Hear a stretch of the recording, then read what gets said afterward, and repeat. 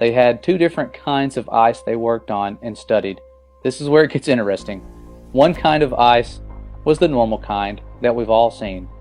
They took cores of it out of boreholes in the ground. Just like normal ice, it was mostly clear and sometimes white, and it would melt into liquid water if it got warm. The whole area of Antarctica is covered in this kind of ice. But that wasn't their main kind of ice. The only time I ever saw them actually studying normal ice was when a film crew from National Geographic came by. The rest of the time, which was most of the time, the scientists were studying something they called sky ice. This stuff was totally different.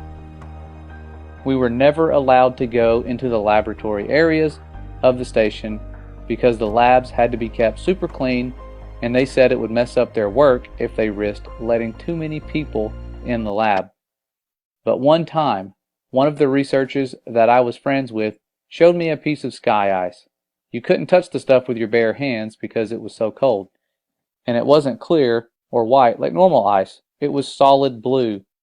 He said that's why they call it sky ice, because it was the exact same color as the sky. We had to wear thick, heavy going outside gloves to handle it. The stuff was so cold, it would instantly freeze your skin if you touched it. I don't remember what the temperature he said it was, but it was something like hundreds of degrees below zero, way colder than the normal ice that was outside. He had to carry it in a metal bottle that was kind of like a thermos. He let me play with the piece of it for a while. It felt lighter than a piece of normal ice of the same size, like it wasn't very heavy at all. It almost felt like you could throw it up in the air and it would just float back down. But I didn't try that. And it was also a little flexible when I tried to bend it.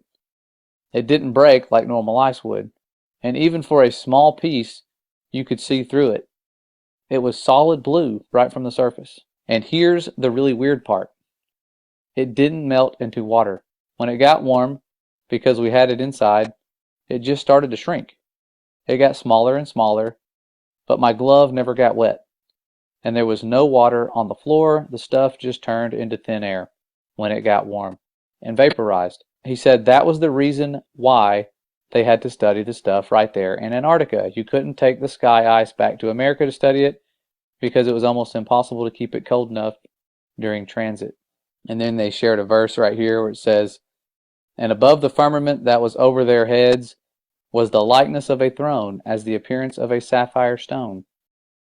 And upon the likeness of the throne was the likeness as the appearance of a man